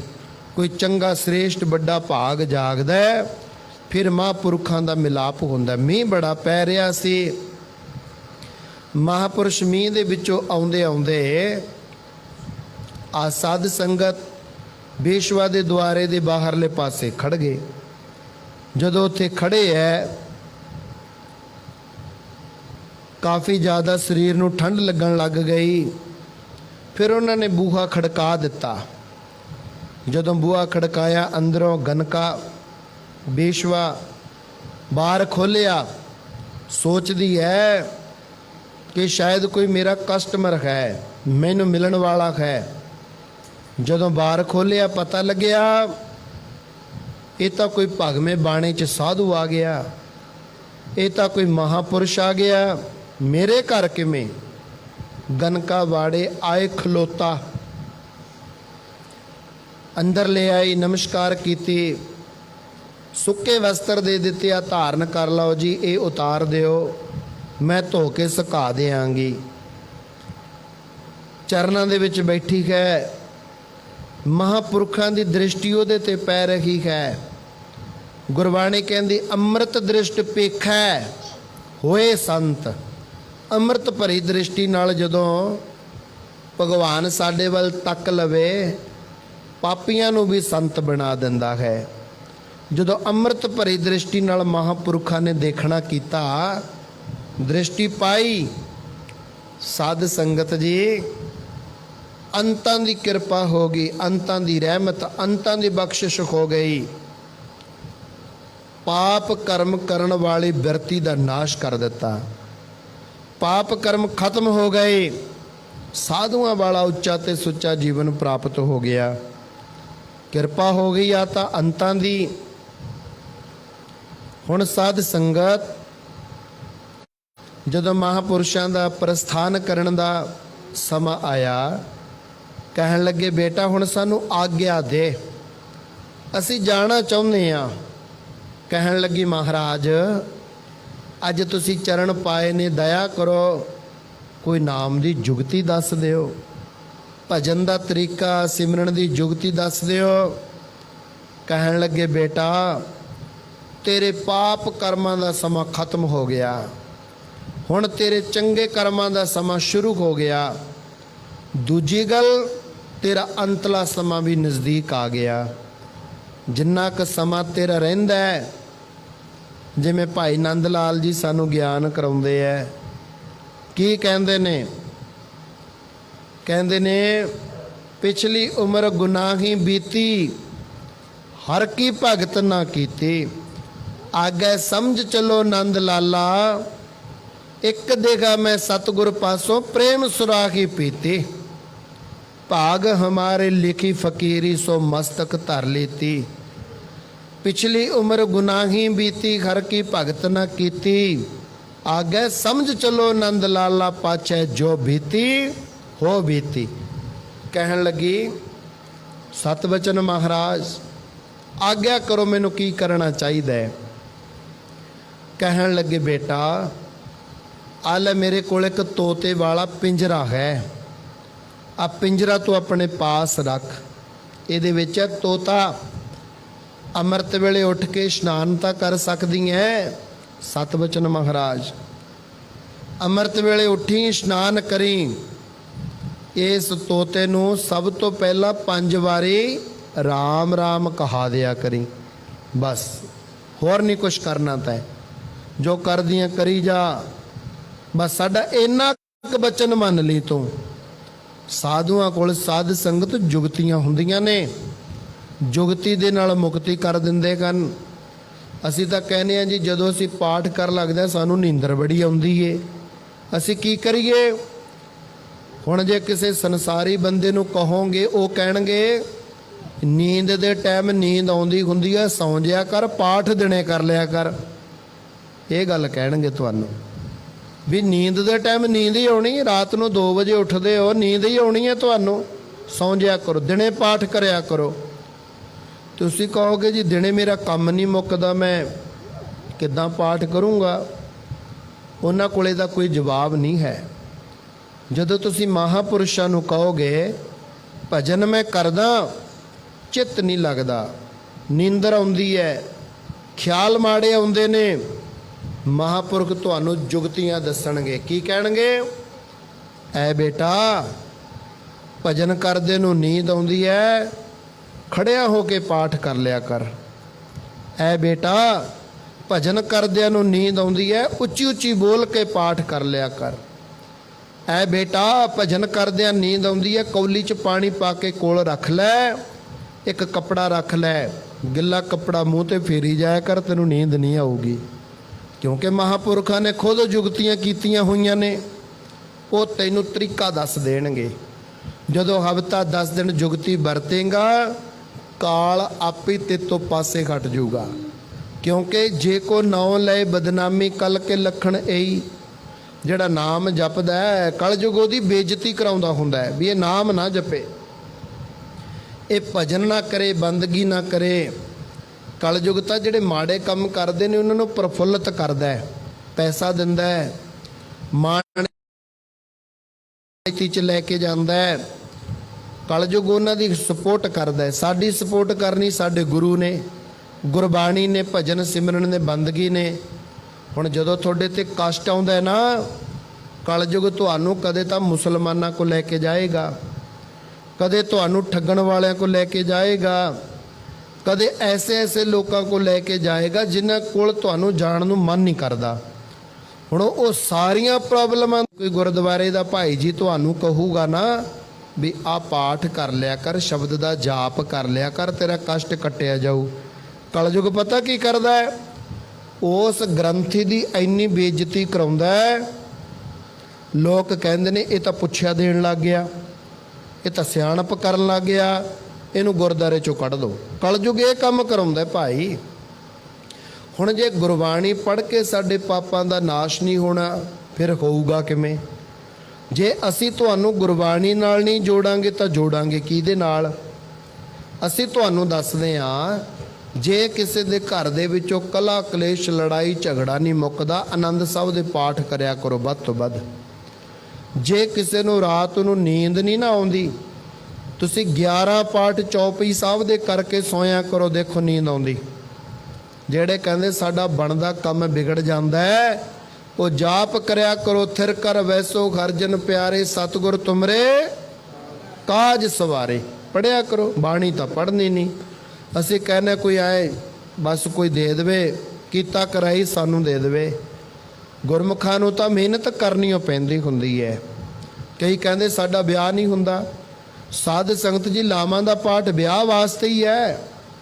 ਅਸੀਂ ਤਾਂ ਜ਼ਿੰਦਗੀ 'ਚ ਇੱਕ ਵਾਰੀ ਲਾਵਾਂ ਦਾ ਪਾਠ ਸੁਣਦੇ ਹਾਂ, ਮੁੜ ਕੇ ਸੁਣਦੇ ਹੀ ਨਹੀਂ ਹੈਗੇ। ਘੱਟੋ ਘੱਟ ਲਾਵਾਂ ਦਾ ਹੀ ਪਾਠ ਕਰ ਲਿਆ ਕਰੋ। ਬਾਣੀਓ ਪੜ੍ਹਨੀ ਹੈ ਤੁਸੀਂ ਤਾਂ ਪੜ੍ਹਿਆ ਕਰੋ। ਇਸ ਕਰਕੇ ਜੇਕਰ ਕੋਈ ਕਹਿੰਦਾ ਮੈਨੂੰ ਐਸੇ ਭਿਆਨਕ ਰੋਗ ਲੱਗ ਗਏ, ਮੇਰੇ ਜ਼ਖਮ ਨਹੀਂ ਹਟਦੇ, ਮੈਨੂੰ ਦਵਾਈਆਂ ਖਾ ਕੇ ਨਸ਼ਾ ਰਹਿੰਦਾ ਹੈ, ਜਦੋਂ ਦਵਾਈਆਂ ਛੱਡ ਦੇਣਾ ਫਿਰ ਬਿਮਾਰੀਆਂ ਆ ਜਾਂਦੀਆਂ ਹੈ। ਰਾਗ ਰਾਮਕਲੀ 'ਚ ਤੀਜੀ ਵਾਰ ਹੈ, ਰਾਏ ਬਲਵੰਡ ਤਥਾ ਸਤੈ ਡੂਮ ਆਖੀ। ਉਹ ਬਾਣੀ ਦਾ ਪਾਠ ਕਰਿਆ ਕਰੋ, ਲੈ ਤੁਹਾਡੀਆਂ ਸਾਰੀਆਂ ਦਵਾਈਆਂ ਛੁੱਟ ਜਾਣਗੀਆਂ। ਭਜਨ ਕਰੋ ਤਾਂ ਸਹੀ, ਕਰਨਾ ਕੁਛ ਹੈ ਨਹੀਂ, ਕੀਤਾ ਕਰਾਇਆ ਮਿਲ ਜੇ ਫਿਰ ਕਿਵੇਂ ਠੀਕ ਹੋਊਗਾ ਭਾਈ। ਕੁੰਭ ਦਾ ਜਲ ਕਿੱਡੀ ਔਖੀ ਗੱਲ ਹੈ। ਲੋਕ ਇਹਦੇ ਪਿੱਛੇ ਲੜੀ ਜਾਂਦੇ ਨੇ ਵੀ ਕੁੰਭ ਦਾ ਜਲ ਕਹਿਤਾ ਪੀਣ ਨੂੰ। ਕੋਲ ਜਲ ਰੱਖਿਆ ਹੋਇਆ ਹੈ, ਰੋਜ਼ ਸਵੇਰੇ ਸ਼ਾਮ ਛਕਣਾ। ਕਿੰਨਾ ਔਖਾ ਕੰਮ ਹੈ। ਉਹ ਵੀ ਤਾਂ ਪਾਣੀ ਪੀਂਦੇ ਆ ਬੋਤਲਾਂ 'ਚੋਂ ਪਾ ਕੇ। ਕੁੰਭ ਦਾ ਜਲ ਛਕ ਲਿਆ ਕਰੋ ਰੋਜ਼, ਕਿੱਡੇ ਕਸ਼ਟ ਕੱਟੇ ਜਾਣਗੇ। ਉਹਦੇ ਤੇ ਸਾਰੀ ਬਾਣੀ ਪੜ੍ਹੀ ਗੁਰੂ ਗ੍ਰੰਥ ਸਾਹਿਬ ਦੇ ਸੱਚੇ ਪਾਤਸ਼ਾਹ ਦੀ। ਇਸ ਕਰਕੇ ਸਾਡੇ ਸਾਰੇ ਕਸ਼ਟ ਕੱਟੇ ਜਾ ਸਕਦੇ ਨੇ ਬਾਣੀ ਨਾਲ, ਭਜਨ ਨਾਲ, ਮਹਾਂਪੁਰਖਾਂ ਦੀਆਂ ਜੁਗਤੀਆਂ ਦੇ ਨਾਲ। ਪਰ ਅਸੀਂ ਮੰਨਣ ਨੂੰ ਤਿਆਰ ਨਹੀਂ। ਅਸੀਂ ਆਪੇ ਹੀ ਹੰਕਾਰੀ ਹੋ ਗਏ, ਆਪੇ ਮੈਂ ਤਾਂ ਜੀ ਕਿਸੇ ਨੂੰ ਮੰਨਦਾ ਨਹੀਂ। ਜਦੋਂ ਕਸ਼ਟ ਆਉਂਦੇ ਨੇ ਫਿਰ ਐਸੇ ਐਸੇ ਬੀੜੀਆਂ ਪੀਣ ਵਾਲਿਆਂ ਦੇ ਪੈਰਾਂ 'ਚ ਮੱਥੇ ਟੇਕਦੇ ਅਸੀਂ ਅੱਖੀਂ ਦੇਖੇ ਨੇ। ਜਦੋਂ ਕਸ਼ਟ ਆਉਂਦੇ ਨੇ ਫਿਰ ਰੱਬ ਦੇ ਪਿਆਰੇ ਸੋਹਣੇ ਨਹੀਂ ਲੱਗਦੇ। ਨਾਲੇ ਅਰਦਾਸ ਕਰਦੇ ਨੇ ਲੋਕ ਰੋਜ਼, ਸਹੀ ਪਿਆਰੇ ਮੇਲ ਜਿੰਨਾ ਮਿਲਿਆ ਤੇਰਾ ਨਾਮ ਚਿੱਤ ਆਵੇ। ਜਦੋਂ ਮਿਲ ਜਾਂਦੇ ਨੇ ਫਿਰ ਕਹਿੰਦੇ ਨੇ ਅਸੀਂ ਨਹੀਂ ਜੀ ਬਾਬਿਆਂ ਨੂੰ ਮੰਨਦੇ, ਅਸੀਂ ਨਹੀਂ। ਜਦ ਕਿ ਗੁਰੂ ਗ੍ਰੰਥ ਸਾਹਿਬ ਤੋਂ ਮੰਗ ਲੈਂਦੇ ਨੇ ਭਾਈ ਲਾਹਾ ਲੈਣ ਵਾਲੇ। ਹੁਣ ਮਹਾਪੁਰਸ਼ ਕਹਿੰਦੇ ਆ ਲੈ ਤੋਤੇ ਵਾਲਾ ਪਿੰਜਰਾ ਰੱਖ ਲੈ ਆਪਦੇ ਕੋਲੇ। ਇਸ ਪਿੰਜਰੇ ਨੂੰ ਕੋਲ ਰੱਖ, ਰੋਜ਼ ਸਵੇਰੇ ਇਸ਼ਨਾਨ ਕਰਕੇ 5 ਵਾਰ ਇਸ ਤੋਤੇ ਨੂੰ, ਕਿਉਂਕਿ ਇਹ ਰਾਮ ਰਾਮ ਕਹਿਣਾ ਸਿੱਖਿਆ ਹੋਇਆ ਹੈ, ਇਹਨੂੰ 5 ਵਾਰ ਰਾਮ ਰਾਮ ਰਾਮ ਰਾਮ ਰਾਮ ਕਹਾ ਦਿਆ ਕਰ। ਇੰਨੇ ਨਾਲ ਹੀ ਤੇਰਾ ਭਲਾ ਹੋ ਜਾਊਗਾ। ਕਹਿੰਦੀ ਸਤ ਵਚਨ ਰੋਜ਼ ਸਵੇਰੇ ਇਸ਼ਨਾਨ ਕਰਦੀ ਮਹਾਂਪੁਰਖਾਂ ਦੇ ਬਚਨ ਕਮਾਉਂਦੀ ਹੈ। ਜਿਹੜੇ ਭਾਈ ਸਾਧੂਆਂ ਦੇ ਬਚਨ ਕਮਾ ਲੈਂਦੇ ਨੇ ਉਹਨਾਂ ਦੇ ਵੱਡੇ ਭਾਗ। ਜੇ ਕੋ ਬਚਨ ਕਮਾਵੇ ਸੰਤਨ ਕਾ, ਸੋ ਗੁਰ ਪ੍ਰਸਾਦੀ ਤਰੀ ਹੈ। ਜੇ ਕੋਈ ਸਾਧੂ ਸੰਤਾਂ ਦਾ ਬਚਨ ਕਮਾ ਲੈਂਦਾ ਹੈ, ਗੁਰੂ ਦੀ ਕਿਰਪਾ ਨਾਲ ਉਹਦਾ ਉਧਾਰ ਹੋ ਜਾਂਦਾ। ਗੁਰਬਾਣੀ ਦੀ ਪੰਕਤੀ ਦੇ ਅਰਥ ਨੇ ਇਹ। ਰੋਜ਼ ਸਵੇਰੇ ਤੋਤੇ ਨੂੰ ਰਾਮ ਰਾਮ ਕਹਾਉਂਦੀ ਹੈ। ਜਿਵੇਂ ਅੱਜ ਕੱਲ੍ਹ ਹੁਣ ਜੇਠ ਹਾੜ ਦੇ ਦਿਨ ਚੱਲ ਪਏ ਨੇ, ਇਹਨਾਂ ਦਿਨਾਂ ਦੇ ਵਿੱਚ ਉਹਨੇ ਦੇਖਿਆ ਅੰਦਰ ਤੋਤੇ ਨੂੰ ਗਰਮੀ ਲੱਗਦੀ, ਬਾਹਰ ਜਿੱਥੇ ਚੁੱਲ੍ਹਾ ਚੌਂਕਾ ਸੀ ਓਟੇ ਤੇ ਰੱਖ ਦਿੱਤਾ ਪਿੰਜਰਾ। ਆਪ ਆਰਾਮ ਕਰਦੀ ਗਏ, ਨੂੰ ਕਿਤੇ ਸੱਪ ਆ ਗਿਆ। ਸਾਧ ਸੰਗਤ, ਉਹ ਸੱਪ ਨੇ ਆ ਕੇ ਤੋਤੇ ਨੂੰ ਖਾ ਲਿਆ ਪਿੰਜਰੇ ਦੇ ਵਿੱਚੋਂ।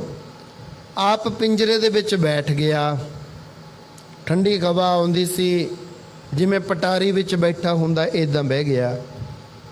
ਗਨਕਾ ਸਵੇਰੇ ਉੱਠੀ, ਇਸ਼ਨਾਨ ਪਾਨ ਕੀਤਾ, ਪਿੰਜਰੇ ਕੋਲ ਆਈ। ਪਿੰਜਰੇ ਕੋਲ ਆ ਕੇ ਕਹਿੰਦੀ, ਗੰਗਾ ਰਾਮ ਬੋਲ ਰਾਮ ਰਾਮ। ਕੋਲੀ ਵਿੱਚ ਹੱਥ ਪਾ ਲਿਆ, ਦੇਖਦੀ ਹੈ ਕਿ ਕਿਤੇ ਗੰਗਾ ਰਾਮ ਸੁੱਤਾ ਤਾਂ ਨਹੀਂ ਪਿਆ। ਜਦੋਂ ਸੱਪ ਨੂੰ ਹੱਥ ਪਾਇਆ, ਸੱਪ ਨੇ ਡੰਗ ਮਾਰ ਦਿੱਤਾ। ਮਰਨ ਵੇਲੇ ਉਹਦੇ ਮੂੰਹ ਦੇ ਵਿੱਚੋਂ ਰਾਮ ਰਾਮ ਸ਼ਬਦ ਨਿਕਲਿਆ। ਅੰਤ ਕਾਲ ਨਾਰਾਇਣ ਸਿਮਰੈ, ਬਾਦਤ ਤਿਰਲੋਚਨ ਤੇ ਨਰ ਮੁਕਤਾ, ਪੀਤਾੰਬਰ ਵਾਕੇ ਹਿਰਦੈ ਵਸੈ। ਬੜੇ ਸੰਤ ਜੀ ਮਹਾਰਾਜ, ਸ਼੍ਰੀਮਾਨ ਸੰਤ ਬਾਬਾ ਈਸ਼ਰ ਸਿੰਘ ਜੀ ਮਹਾਰਾਜ ਕਹਿੰਦੇ ਹੁੰਦੇ, ਅੰਤ ਕਾਲ ਜੇ ਨਰੈਣ ਚਿੱਤ ਆ ਜਾਵੇ, ਸਿੱਧੇ ਜਾਈਏ ਸੱਚਖੰਡ ਨੂੰ। ਕਹਿੰਦੇ ਬਕੁੰਠਾ ਨੂੰ ਜਾਈਦਾ, ਅੰਤ ਵੇਲੇ ਜੇ ਵਾਹਿਗੁਰੂ ਮੁਖ ਵਿੱਚੋਂ ਨਿਕਲ ਜਾਏ। ਉਹਦੇ ਮੂੰਹ ਚੋਂ ਰਾਮ ਰਾਮ ਨਿਕਲਿਆ, ਉਸੇ ਵੇਲੇ ਮਰ ਗਈ, ਪ੍ਰਾਣ ਤਿਆਗ ਗਈ।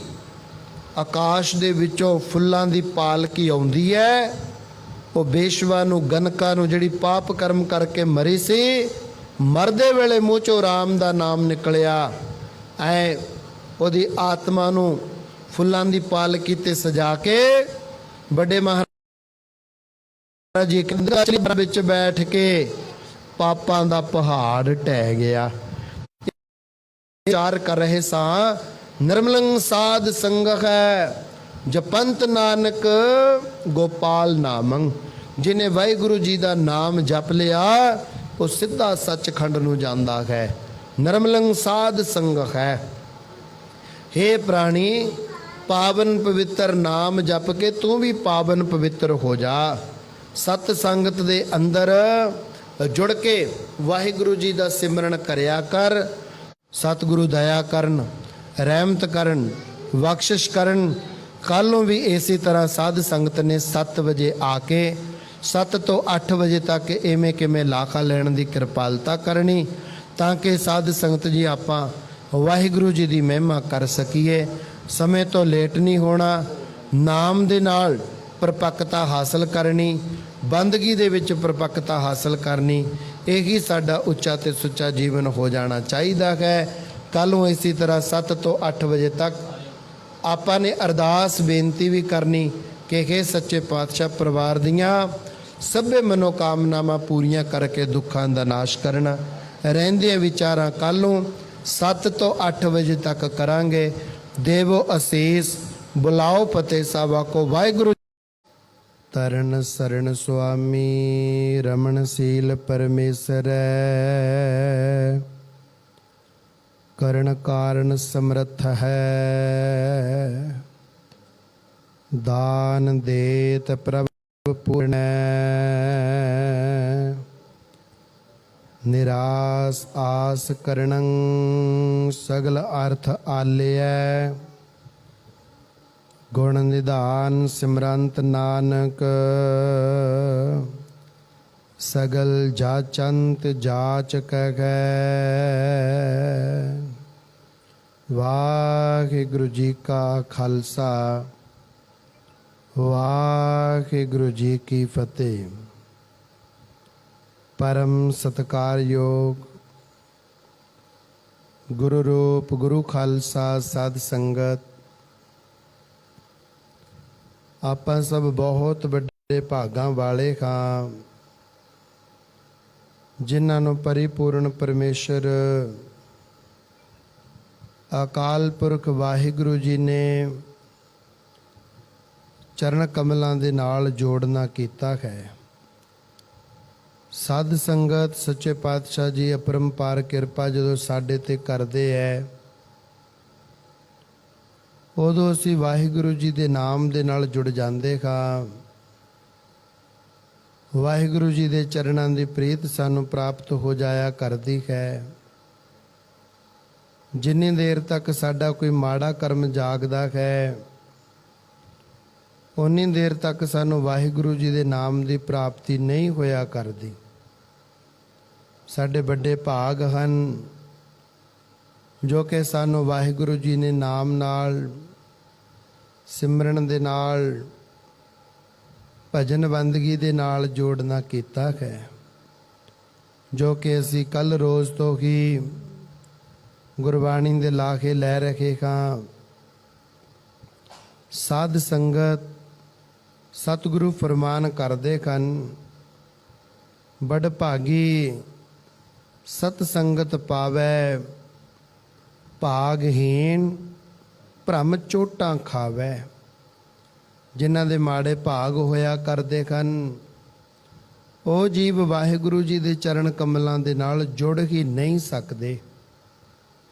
ਜਿਹੜੇ ਜੀਵ ਕਹੇ ਤੇ ਵੀ ਬਾਣੀ ਨਹੀਂ ਸੁਣਦੇ, ਕਹੇ ਤੇ ਵੀ ਬਾਣੀ ਨਹੀਂ ਪੜ੍ਹਦੇ, ਸਮਝ ਲੈਣਾ ਚਾਹੀਦਾ ਹੈ ਕਿ ਇਹਨਾਂ ਦੇ ਮਾੜੇ ਕਰਮ ਅਤਿਅੰਤ ਭਾਰੇ ਹਨ, ਅਤਿਅੰਤ ਦੁਖਦਾਈ ਹਨ।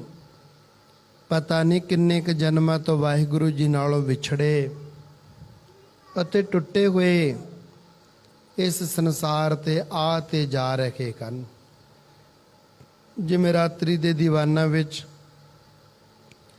ਆਪ ਜੀ ਨੇ ਬੜੇ ਵਿਸਥਾਰ ਦੇ ਨਾਲ ਸਰਵਣ ਕਰਨਾ ਕੀਤਾ। ਕਈ ਜਨਮ ਭੈ ਕੀਟ ਪਤੰਗਾ, ਕਈ ਜਨਮ ਗਾਜਮੀਨ ਕੁਰੰਗਾ, ਕਈ ਜਨਮ ਪੰਖੀ ਸਰਪ ਹੋਇਓ, ਕਈ ਜਨਮ ਹੈਬਰ ਬ੍ਰਿਖ ਜੋਇਓ।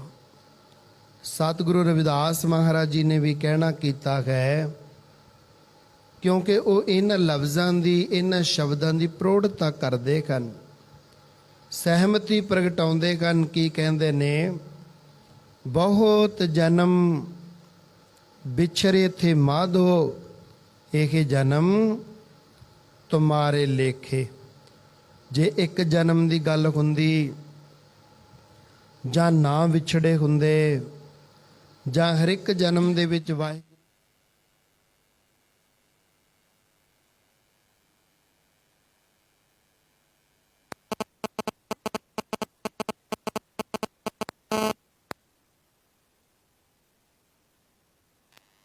ਬਹੁਤ ਜਨਮਾਂ ਤੋਂ ਵਿਛੜਿਆ ਆ ਰਿਹਾ ਹਾਂ। ਕਦੇ ਨਹੀਂ ਸੀ ਕਹਿਣਾ ਕਿ ਮੇਰਾ ਤੇਰੇ ਚਰਨਾਂ ਨਾਲੋਂ ਵਿਛੋੜਾ ਪੈਂਦਾ ਆ ਰਿਹਾ ਹੈ। ਸਗੋਂ ਇਹ ਲਫ਼ਜ਼ ਵਰਤਣੇ ਸਨ ਕਿ ਵਾਹਿਗੁਰੂ ਜੀ, ਕਿੰਨੇ ਜਨਮਾਂ ਤੋਂ ਅਸੀਂ ਤੇਰੀ ਭਗਤੀ ਕਰਦੇ ਆ ਰਹੇ ਹਾਂ, ਕਿਰਪਾ ਕਰਕੇ ਇਸ ਜਨਮ ਦੇ ਵਿੱਚ ਵੀ ਸਾਨੂੰ ਭਗਤੀ ਦੇ ਨਾਲ ਜੋੜਨਾ ਕਰੋ, ਨਾਮ ਦੇ ਨਾਲ ਜੋੜਨਾ ਕਰੋ, ਭਜਨ ਸਿਮਰਨ ਅਤੇ ਬੰਦਗੀ ਦੇ ਨਾਲ ਜੋੜਨਾ ਕਰੋ। ਜੇ ਭਗਤ ਜਨਾਂ ਨੂੰ ਇਹ ਮਹਿਸੂਸ ਹੋਇਆ ਕਿ ਅਸੀਂ ਕਈ ਜਨਮਾਂ ਤੋਂ ਵਿਛੜੇ ਹੋਏ ਆ ਰਹੇ ਹਾਂ, ਭਟਕਦੇ ਹੋਏ ਆ ਰਹੇ ਹਾਂ, ਤਾਂ ਹੀ ਭਗਤ ਜਨਾਂ ਨੇ ਇਹ ਬਚਨ ਕਰਨਾ ਕੀਤਾ ਨਾ ਕਿ ਬਹੁਤ ਜਨਮ ਵਿਛਰੇ ਥੇ ਮਾਧੋ, ਇਹ ਜਨਮ ਤੁਮਾਰੇ ਲੇਖੇ। ਇਹ ਜੀਵ ਕਿੰਨਿਆਂ ਜਨਮਾਂ ਤੋਂ ਵਿਛੜਿਆ ਆ ਰਿਹਾ ਹੈ, ਟੁੱਟਿਆ ਆ ਰਿਹਾ ਹੈ, ਭਟਕਿਆ ਆ ਰਿਹਾ ਹੈ। ਹੁਣ ਇਹ ਜਨਮ ਇਸ ਨੂੰ ਪ੍ਰਾਪਤ ਹੋ ਗਿਆ। ਕਿਹੜਾ ਜਨਮ? ਸਤਿਗੁਰੂ ਫਰਮਾਨ ਕਰਦੇ ਹਨ, ਭਈ ਪ੍ਰਾਪਤ ਮਾਨੁਖ ਦੇ ਹੁਰੀਆ, ਗੋਬਿੰਦ ਮਿਲਣ ਕੀ ਇਹ ਤੇਰੀ ਬਰੀਆ। ਕਹਿੰਦੇ ਆ ਦੇਖ, ਤੈਨੂੰ ਮਨੁੱਖਾ ਜਨਮ ਪ੍ਰਾਪਤ ਹੋ ਗਿਆ। ਹੁਣ ਤੂੰ ਮਨੁੱਖਾ ਜਨਮ ਦੀ ਪ੍ਰਾਪਤੀ ਕਰਕੇ ਨਾਮ ਸਿਮਰਨ ਅਤੇ ਭਜਨ ਬੰਦਗੀ ਵਾਲਾ ਜੀਵਨ ਪ੍ਰਾਪਤ ਕਰ ਸਕੇਗਾ। ਐਸਾ ਤੇਰਾ ਉੱਚਾ ਤੇ ਸੁੱਚਾ ਜੀਵਨ ਹੋਏਗਾ। ਮਨੁੱਖਾ ਜਨਮ ਦੇ ਵਿੱਚ ਆ ਕੇ ਤੂੰ ਭਗਤੀ ਕਰ ਸਕਦਾ ਹੈ, ਮਨੁੱਖਾ ਜਨਮ ਦੇ ਵਿੱਚ ਤੂੰ ਨਿਤਨੇਮ ਕਰ ਸਕਦਾ ਹੈ, ਸਿਮਰਨ ਕਰ ਸਕਦਾ ਹੈ, ਮਾਲਾ ਫੇਰ ਸਕਦਾ ਹੈ, ਗੁਰਦੁਆਰਾ ਸਾਹਿਬ ਜਾ ਸਕਦਾ ਹੈ, ਸੰਤਾਂ ਦੇ ਪ੍ਰਵਚਨ ਸੁਣ ਸਕਦਾ ਹੈ। ਜੇ ਤੂੰ ਕਿਸੇ ਡੰਗਰ ਪਸ਼ੂ ਦੀ ਜੂਨ ਵਿੱਚ ਹੈ, ਕਿਵੇਂ ਤੂੰ ਨਾਮ ਜਪੇਂਗਾ, ਕਿਵੇਂ ਤੂੰ ਭਜਨ ਕਰ ਸਕੇਂਗਾ। ਭਾਵ 83,99,999 ਜੂਨਾਂ ਦੇ ਵਿੱਚੋਂ ਇੱਕ ਵੀ ਜੂਨ ਐਸੀ ਨਹੀਂ ਜੋ ਵਾਹਿਗੁਰੂ ਜੀ ਦਾ ਨਾਮ ਜਪ ਸਕੇ। ਕਈ ਵਾਰੀ ਤੁਸੀਂ ਆ ਫੇਸਬੁੱਕ ਤੇ ਆ WhatsApp ਤੇ ਦੇਖਦੇ ਹੋ ਕਿ ਇੱਕ ਜਾਨਵਰ, ਦੇਖੋ ਜੀ, ਇੱਕ ਜਾਨਵਰ ਵਾਹਿਗੁਰੂ ਕਹਿੰਦਾ ਹੈ, ਜੇ ਸਾਰੇ ਸੰਸਾਰ ਦੇ ਵਿੱਚੋਂ ਇੱਕ ਜਾਨਵਰ ਨੇ ਵਾਹਿਗੁਰੂ ਕਹਿ ਦਿੱਤਾ ਤਾਂ ਕਿੱਡਾ ਕੁ ਵੱਡਾ ਕੰਮ ਹੋ ਗਿਆ ਭਾਈ। ਸਾਰਿਆਂ ਨੇ ਤਾਂ ਨਹੀਂ ਕਿਹਾ, ਸਾਰੇ ਤਾਂ ਆਪਦੀ ਜੂਨ ਪੂਰੀ ਕਰਦੇ ਫਿਰਦੇ ਐ। ਦੇਖ, ਇੰਨੇ ਸੈਂਕੜੇ ਹਜ਼ਾਰਾਂ ਜਾਨਵਰਾਂ ਚੋਂ ਜੇ ਇੱਕ ਨੇ ਵਾਹਿਗੁਰੂ ਕਹਿਤਾ, ਕੋਈ ਵੱਡਾ ਕੰਮ ਨਹੀਂ ਹੋਇਆ। ਤੂੰ ਮਨੁੱਖਾ ਜਨਮ ਪ੍ਰਾਪਤ ਕੀਤਾ ਹੈ। ਇਸ ਮਨੁੱਖਾ ਜਨਮ ਦੇ ਬਾਰੇ ਸਤਿਗੁਰੂ ਗੁਰਬਾਣੀ ਵਿੱਚ ਫਰਮਾਨ ਕਰਦੇ ਹਨ, ਐ ਜੀਵ ਸੁਣ ਸਾਡਾ ਬਚਨ, ਭਈ ਪ੍ਰਾਪਤ ਮਾਨੁਖ ਦੇ ਹੁਰੀਆ ਗੋਬਿੰਦ ਮਿਲਣ ਕੀ। ਇਹ ਤੇਰੀ ਵਰੀਆ, ਇਹ ਕੀ ਤੇਰੀ ਵਾਰੀ ਹੈ। ਵਾਹਿਗੁਰੂ ਜੀ ਦੇ ਨਾਲ ਮਿਲਾਪ ਕਰਨ ਦੀ ਇਹੀ ਤੇਰੇ ਕੋਲ ਸਮਾਂ, ਇਹੀ ਤੇਰਾ ਅਵਸਰ, ਇਹੀ ਤੇਰੀ ਵਾਰ, ਇਹੀ ਸਮਾਂ ਗੋਲਡਨ ਚਾਂਸ ਤੇਰੇ ਪਾਸ ਹੈ। ਇਹ ਦੇਖੀ ਜਿਹੜੀ ਤੈਨੂੰ ਮਿਲ ਗਈ ਨਾ, ਇਹਦੇ ਬਾਰੇ ਵੀ ਗੁਰਬਾਣੀ ਵਿੱਚ ਪ੍ਰਮਾਣ ਆਉਂਦਾ ਹੈ। ਸਤਿਗੁਰੂ ਕਹਿੰਦੇ ਨੇ, ਇਸ ਦੇਹੀ ਕੋ ਸਿਮਰੈ ਦੇਵ, ਸੋ ਦੇਹੀ ਭਜ ਹਰਿ ਕੀ ਸੇਵ। ਭਜੋ ਗੋਬਿੰਦ ਭੂਲ ਮਤ ਜਾਹੋ, ਮਾਨਸ ਜਨਮ ਕਾ ਇਹੀ ਲਾਗੋ। ਫਰਮਾਨ ਕੀਤਾ ਗਿਆ ਹੈ, ਐ ਜੀਵ ਆਹੀ ਸਮਾਂ, ਆਹੀ ਟਾਈਮ ਹੈ ਜਿਸ ਟਾਈਮ ਦੇ ਵਿੱਚ ਤੂੰ ਭਜਨ ਬੰਦਗੀ ਇਸ ਨਾਲ ਕਰਕੇ ਆਪਣਾ ਆਇਆ ਸਫਲਾ ਕਰ ਸਕਦਾ ਹੈ। ਜੇ ਤੂੰ ਆਪਣਾ ਆਇਆ ਨਹੀਂ ਨਾ ਸਫਲਾ ਕਰਦਾ, ਫਿਰ ਤੇਰਾ ਸੰਸਾਰ ਤੇ ਆਉਣ ਦਾ ਫਾਇਦਾ ਕੀ ਹੋਇਆ? ਭਾਵ ਕਿ ਤੇਰਾ ਕੋਈ ਫਾਇਦਾ ਹੀ ਨਹੀਂ। ਇਸ ਕਰਕੇ ਐ ਜੀਵ ਤੂੰ ਬੰਦਗੀ ਵਾਲੇ ਪਾਸੇ ਚੱਲ। ਬੰਦਗੀ ਤੋਂ ਬਿਨਾਂ ਤੇਰਾ ਕੋਈ ਆਸਰਾ ਨਹੀਂ ਹੈ। ਜੇ ਤੂੰ ਜੂਨਾਂ ਵਿੱਚ ਵੀ ਜਾਂਦਾ ਹੈ, ਉੱਥੇ ਜਾ ਕੇ ਵੀ ਜੇ ਤੂੰ ਵਾਹਿਗੁਰੂ ਕਹਿੰਦਾ ਹੈ, ਤਾਂ ਤੂੰ ਇਹ ਮੰਨ ਕੇ ਚੱਲ ਕਿ ਵਾਹਿਗੁਰੂ ਨੇ ਤੈਨੂੰ ਉਸ ਜੂਨੀ ਵਿੱਚ ਵੀ ਗਿਆਨ ਬਖਸ਼ ਦਿੱਤਾ। ਨਹੀਂ ਤਾਂ ਦੇਖਣ ਵਿੱਚ ਆਉਂਦਾ ਹੈ, ਇਸ ਮਨੁੱਖਾ ਜਨਮ ਦੇ ਵਿੱਚ ਆ ਕੇ ਵੀ ਲੋਕ ਡੰਗਰਾਂ ਵਾਲੀਆਂ, ਪਸ਼ੂਆਂ ਵਾਲੀਆਂ ਕਰਤੂਤਾਂ ਕਰਦੇ ਨੇ। ਜੇ ਨਾ ਕਰਦੇ ਹੁੰਦੇ ਤਾਂ ਸਤਿਗੁਰਾਂ ਨੂੰ ਗੁਰਬਾਣੀ ਵਿੱਚ ਕਹਿਣਾ ਨਹੀਂ ਸੀ ਪੈਣਾ ਕਿ ਐ ਜੀਵ ਕਰਤੂਤ ਪਸ਼ੂ ਕੀ ਮਾਨਸ ਜਾਤ। ਜੇ ਕਿਤੇ ਸਹੀ ਚੱਲਣ ਵਾਲੇ ਹੁੰਦੇ, ਪਾਪ ਕਰਮਾਂ ਤੋਂ ਬਚਣ ਵਾਲੇ ਹੁੰਦੇ, ਦੁੱਖ ਕਰਮਾਂ ਤੋਂ, ਨਿਸ਼ਿੱਧ ਕਰਮਾਂ ਤੋਂ ਬਚਣ ਵਾਲੇ ਹੁੰਦੇ, ਤਾਂ ਸਤਿਗੁਰਾਂ ਨੂੰ ਕਹਿਣਾ ਹੀ ਨਹੀਂ ਸੀ ਪੈਣਾ ਕਿ ਭਾਈ ਤੇਰੀਆਂ ਕਰਤੂਤਾਂ ਡੰਗਰਾਂ ਵਾਲੀਆਂ ਨੇ, ਪਸ਼ੂਆਂ ਵਾਲੀਆਂ ਨੇ। ਇਸ ਕਰਕੇ ਸਤਿਗੁਰਾਂ ਨੇ ਕਹਿ ਦਿੱਤਾ, ਤੈਨੂੰ ਮਨੁੱਖਾ ਜਨਮ ਮਿਲ ਗਿਆ। ਹੁਣ ਇਸ ਮਨੁੱਖਾ ਜਨਮ ਦੇ ਵਿੱਚ ਤੂੰ ਸਾਧੂਆਂ ਦੀ ਸੰਗਤ ਕਰ, ਗੁਰੂ ਸਾਹਿਬ ਦੀ ਸੰਗਤ ਕਰ, ਗੁਰਬਾਣੀ ਦੀ ਸੰਗਤ ਕਰ, ਨਾਮ ਸਿਮਰਨ ਦੇ ਵਿੱਚ ਜੁੜ ਜਾ। ਨਹੀਂ ਪਤਾ ਕੀ ਹੋਊਗਾ। ਅੱਜ ਦੇਵਤਿਆਂ ਦੀ ਬੜੀ ਤਕੜੀ ਸਭਾ ਲੱਗੀ ਹੋਈ ਹੈ। ਇਸ ਸਭਾ ਦੇ ਵਿੱਚ ਬੜੇ ਬੜੇ ਰਿਸ਼ੀ ਮੁਨੀ, ਸਾਧੂ ਜਨ, ਯੋਗੀ ਜਨ, ਦੇਵਲੋਕ, ਮੁਨੀ ਲੋਕ ਬੈਠੇ ਹਨ। ਇਤਨੀ ਵੱਡੀ ਸਭਾ ਦੇ ਵਿੱਚ ਪਰਮਾਰਥੀ ਪ੍ਰਵਚਨ ਹੋ ਰਹੇ ਹਨ। ਆਦਾਨ ਪ੍ਰਦਾਨ ਪ੍ਰਵਚਨਾਂ ਦਾ ਹੋ ਰਿਹਾ ਹੈ। ਪ੍ਰਵਚਨ ਚੱਲਦਿਆਂ ਜਦੋਂ ਸਭਾ ਸਮਾਪਤ ਹੋ ਜਾਂਦੀ ਹੈ ਤਾਂ ਸਾਧ ਸੰਗਤ ਦੋ ਨੌਕਰਾਂ ਨੂੰ ਬੁਲਾਇਆ ਜਾਂਦਾ ਹੈ। ਸਾਰਿਆਂ ਦੇ ਵਾਪਸ ਜਾਣ ਤੋਂ ਬਾਅਦ ਦੋ ਨੌਕਰਾਂ ਨੂੰ ਬੁਲਾਇਆ ਜਾਂਦਾ ਹੈ ਔਰ ਨੌਕਰਾਂ ਨੂੰ ਇਹ ਹੁਕਮ ਕੀਤਾ ਜਾਂਦਾ ਹੈ ਕਿ ਇਉਂ ਕਰੋ, ਅੱਜ ਜਿਸ ਜਗ੍ਹਾ ਦੇ ਉੱਤੇ ਰਿਸ਼ੀ ਮੁਨੀ ਸਾਧੂ ਜਨ ਬੈਠੇ ਸਨ, ਇਸ ਜਗ੍ਹਾ ਦੇ ਉੱਤੋਂ ਇੱਕ ਜਗ੍ਹਾ ਆਓ ਜਿਸ ਜਗ੍ਹਾ ਦੇ ਉੱਤੇ ਨਾਰਦ ਮੁਨੀ ਬੈਠਾ ਸੀ, ਇਸ ਜਗ੍ਹਾ ਦੇ ਉੱਤੋਂ 2 ਗਜ ਮਿੱਟੀ ਪੱਟ ਕੇ ਟੋਬੇ ਦੇ ਵਿੱਚ ਸੱਟ ਆਓ। ਦੂਰ ਕਿਤੇ ਬੇਕਾਰ ਧਰਤੀ ਤੇ ਸਿੱਟ ਕੇ ਆਓ। ਹੁਣ ਮਿੱਟੀ ਪੱਟਣ ਲੱਗ ਗਏ। ਹੁਣ ਰਿਸ਼ੀ ਨਾਰਦ ਮੁਨੀ ਘੁੰਮਦਾ ਘਮਾਉਂਦਾ ਇਸ ਪਾਸੇ ਆ ਕੇ ਵੇਖਦਾ ਹੈ। ਕੀ ਵੇਖਦਾ ਹੈ? ਜਿੱਥੇ ਉਹ ਬੈਠਾ ਸੀ ਉਸ ਥਾਂ ਤੋਂ 2 ਨੌਕਰ ਮਿੱਟੀ ਚੁੱਕ ਕੇ ਕਿਤੇ ਦੂਰ ਸੁੱਟ ਕੇ ਆ ਰਹੇ ਹਨ। ਸਹਿਜ ਸੁਭਾਏ ਨਾਰਦ ਮੁਨੀ ਜੀ ਪੁੱਛਦੇ ਐ ਸੱਜਣੋ, ਐ ਮਿੱਤਰ ਪਿਆਰਿਓ, मैं एक बेनती करनी चाहुंदा हां तुहानूं। हुण ओह कहण लगे, दसो जी तुसीं कौन हो, की बेनती है? कहंदा मैं आप दे बारे तां तुहानूं दस्सांगा बाद विच, ਪਹਿਲਾਂ ਮੇਰੇ ਇੱਕ ਸਵਾਲ ਦਾ ਜਵਾਬ ਦਿਓ। ਤੁਸੀਂ ਇੱਥੇ ਕੀ ਕਰ ਰਹੇ ਹੋ? ਉਹ ਕਹਿੰਦੇ ਜੀ ਕੀ ਦਸੀਏ ਮਹਾਰਾਜ, ਕੀ ਦਸੀਏ ਅਸੀਂ ਆਪ ਜੀ ਨੂੰ। ਇੱਕ ਨਾ ਨਾਰਦ ਮੁਨੀ ਨਾਮ ਦਾ ਰਿਸ਼ੀ ਹੈ, ਮੁਨੀ ਹੈ, ਕੀ ਕਰੀਏ? ਉਹਨੇ ਤਾਂ ਸਾਨੂੰ ਬੜਾ ਖੱਜਲ ਖੁਆਰ ਕੀਤਾ ਹੋਇਆ ਹੈ। ਪੁੱਛਣਾ ਕੀਤਾ ਕਿਉਂ ਖੱਜਲ ਖੁਆਰ ਕੀਤਾ ਹੋਇਆ ਕਿ ਭਾਈ ਤੁਹਾਨੂੰ ਸਾਨੂੰ ਦੱਸਣਾ ਕਰੋ ਜਰਾ। ਕਹਿੰਦੇ ਤੇ ਰੋਜ਼ ਸਭਾ ਲੱਗਦੀ ਹੈ, ਜਿਸ ਜਗ੍ਹਾ ਦੇ ਉੱਤੇ ਆ ਕੇ ਉਹ ਬਹਿੰਦਾ ਹੈ ਨਾ, ਉਸ ਜਗ੍ਹਾ ਦੇ ਉੱਤੇ 2 ਗਜ ਮਿੱਟੀ ਭ੍ਰਿਸ਼ਟ ਕਰ ਦਿੰਦਾ ਹੈ। ਜਿਸ ਸਭਾ ਦੇ ਵਿੱਚ ਉਹ ਆ ਕੇ ਬਹਿੰਦਾ ਹੈ ਨਾ, 2 ਗਜ ਧਰਤੀ ਨੀਚੇ ਤੱਕ ਮਿੱਟੀ ਭ੍ਰਿਸ਼ਟ ਕਰ ਦਿੰਦਾ ਹੈ। ਕਹਿਣ ਲੱਗੇ ਕਮਾਲ ਹੋ ਗਈ, ਕਿਉਂ ਭ੍ਰਿਸ਼ਟ ਕਰ ਦਿੰਦਾ ਕਿ ਭਾਈ? ਕਹਿੰਦੇ ਜੀ ਕੀ ਦਸੀਏ, ਕੀ ਦੱਸਣਾ ਕਰੀਏ? ਜਿੱਥੇ ਬਹਿੰਦਾ ਭ੍ਰਿਸ਼ਟ। ਕਹਿੰਦੇ ਤੁਹਾਨੂੰ ਕੋਈ ਤਾਂ ਕਾਰਨ ਦੱਸਿਆ ਹੀ ਹੋਊਗਾ, ਕੀ ਕਾਰਨ ਹੈ? ਕਹਿੰਦੇ ਜੀ ਨੁਗਰਾ ਹੈ, ਉਹਦੇ ਵਿੱਚ ਗੁਰੂ ਧਾਰਨ ਕੀਤੇ ਵਾਲਾ ਕੋਈ ਲੱਛਣ ਨਹੀਂ ਹੈ।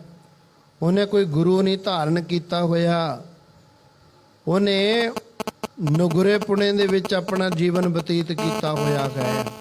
ਕਹਿੰਦੇ ਕਮਾਲ ਹੋ ਗਈ, ਜੇ ਕੋਈ ਬੰਦਾ ਨੁਗਰਾ ਹੋਵੇ, ਕਹਿੰਦੇ ਉਹ ਸੰਤ ਜਨਾਂ ਦੀ ਸਭਾ ਦੇ ਵਿੱਚ ਬੈਠ ਕੇ ਧਰਤੀ ਭ੍ਰਿਸ਼ਟ ਕਰ ਦਿੰਦਾ ਹੈ। ਕਹਿੰਦੇ ਫਿਰ ਤੁਸੀਂ ਕਦੋਂ ਕਦੇ? ਕਹਿੰਦੇ ਜਦੋਂ ਤੋਂ ਲੈ ਕੇ ਨਾਰਦ ਮੁਨੀ ਇੱਥੇ ਬੈਠਣ ਲੱਗਿਆ, ਇੱਥੇ ਡਿਊਟੀ ਲੱਗੀ ਹੋਈ ਹੈ ਕਿ ਜਦੋਂ ਆ ਕੇ ਬਹਿੰਦਾ ਉੱਠ ਕੇ ਜਾਂਦਾ, ਧਰਤੀ ਭ੍ਰਿਸ਼ਟ ਕਰਦਾ, 2 ਗਜ ਮਿੱਟੀ ਚੁੱਕ ਕੇ ਦੂਰ ਸਿੱਟੋ ਅਤੇ ਹੋਰ ਕਿਤੋਂ ਮਿੱਟੀ ਲਿਆ ਕੇ ਇੱਥੇ ਪਾਇਆ ਕਰੋ। ਧਰਤੀ ਭ੍ਰਿਸ਼ਟ ਕਰ ਦਿੰਦਾ ਹੈ। ਸੋ ਅਸੀਂ ਕਹਿ ਰਹੇ ਸਾਂ ਕਿ ਗੁਰੂ ਧਾਰਨ ਕੀਤੇ ਤੋਂ ਬਗੈਰ, ਗੁਰੂ ਗ੍ਰੰਥ ਸਾਹਿਬ ਸੱਚੇ ਪਾਤਸ਼ਾਹ ਦੀ ਬਾਣੀ ਪੜ੍ਹੇ ਤੋਂ ਬਗੈਰ ਸਾਡਾ ਆਇਆ ਨਸਫਲਾ ਹੀ ਹੈ। ਸਾਡਾ ਆਉਣ ਦਾ ਮਕਸਦ ਪੂਰਾ ਨਹੀਂ ਹੋਇਆ, ਕਿਉਂਕਿ ਅਸੀਂ ਆ ਕੇ ਨਾਮ ਜਪਣਾ ਸੀ, ਭਜਨ ਸਿਮਰਨ ਬੰਦਗੀ ਕਰਨੀ ਸੀ, ਉੱਚਾ ਤੇ ਸੁੱਚਾ ਜੀਵਨ ਬਣਾਉਣਾ ਸੀ। ਅਸੀਂ ਇਹਨਾਂ ਕਰਮਾਂ ਤੋਂ ਦੂਰ ਹੋ ਗਏ। ਇਸੇ ਕਰਕੇ ਸਾਨੂੰ ਸਤਿਗੁਰੂ ਡਾਂਟਦੇ ਨੇ, ਘੂਰਦੇ ਨੇ। ਕੀ ਕਹਿੰਦੇ? ਰਹਿਣ ਗਵਾਈ ਸੋਏ ਕੈ, ਦਿਵਸ ਗਵਾਇਆ ਖਾਏ, ਹੀਰੇ ਜੈਸਾ ਜਨਮ ਹੈ, ਕੌਡੀ ਵਧ ਲੈ ਜਾਏ। ਮਾਨਸ ਜਨਮ ਦੁਲੰਭ ਹੈ, ਹੋਏ ਨਾ 12 ਬਾਰ, ਜਿਉ ਬਨ ਫਲ ਪਾਕੇ ਭੋਏ ਗਿਰੈ, ਬਹੁਰ ਨਾ ਲਾਗੈ ਡਾਰ। ਇਸ ਤਰ੍ਹਾਂ ਐ ਸਜਣਾ